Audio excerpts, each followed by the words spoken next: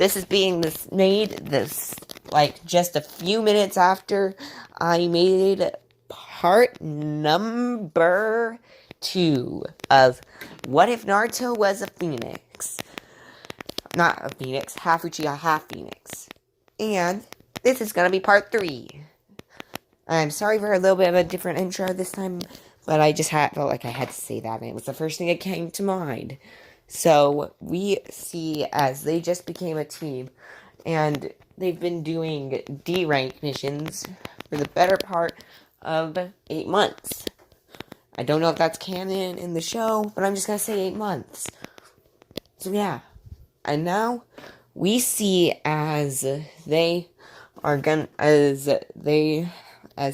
about to get another D rank from Kakashi, but they say, both Naruto and Sasuke say, we've had enough. Both Naruto and Sasuke said in their own way, we've had enough. Give us a higher rank mission now. And of course, everything in canon roughly happens the same. Except Naruto gets really pissed and at Kazuna, but doesn't activate his Sharingan or anything. As we see as Naruto is going. Now we skip about basically to the time when the Demon Brothers come around. As we see both of the Demon Brothers. Recently, Naruto's also been interested in Fuinjutsu in the month, so he did make a Fuinjutsu.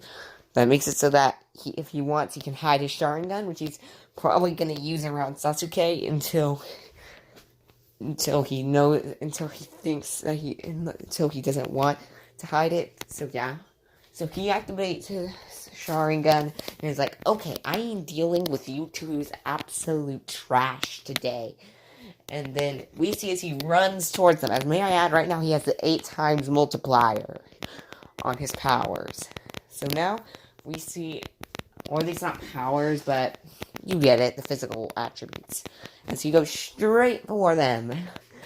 And he quickly, as he says, lightning style, static shock, as then they see them both get stunned, and he quickly places the ceiling tags, which have grown to be capable of meeting around 75% of Kakashi's power in order to break. Soon it will be 100%, because he is an absolute menace when it comes to Fuinjutsu.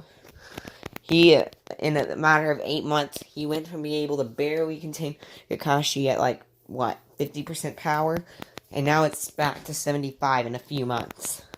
It goes to 75 in a few months.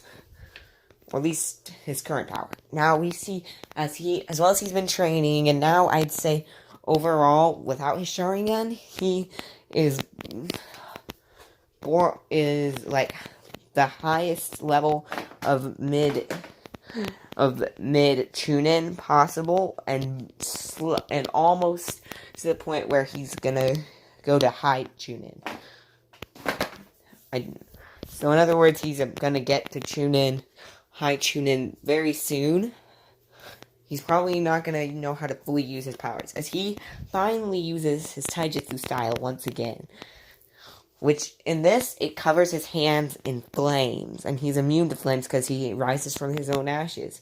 Which happens when he dies. So, yeah. Now we see as he quickly takes care of the other demon brother. And may I add, I didn't say... Actually... dang it, I messed up my own story. But either way, just ignore that part. Essentially, he quickly messes up one that barely escapes the seal. And we're talking barely, because they took a stimulant for their chakra, which would constantly keep it stimulated. So by blaring it, I'm just gonna say, by logic, that it just got stronger. That by having it constantly stimulated when it blared, it was able to override the seal, as it's supposed to only be able to hold back one stimulant of chakra from someone else. So yeah, it breaks for one, and then he quickly uses his taijutsu style to get rid of him. And on the last one, because everyone isn't looking, as by now, it's like Sakura the trash can was already knocked out. And as for Sasuke, well, he was knocked out by the demon brother.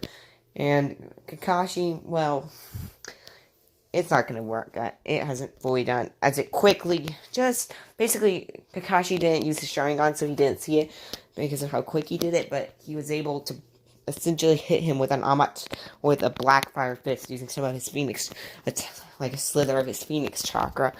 It was bare. Only pieces of it were actually black fire. The rest was like a crimson red. So yeah, that beat him up, and it essentially oofed him. And now the other demon brother's like, I'll do whatever you say. I'll do whatever you want. Just please don't kill me. And then he tells him the stuff he wanted to know, and he ends up dying anyways. He gathers both of their heads for bounties, and then places them in a scroll. And now we see as he's gonna continue going. And may I add, and now we see as he continues walking,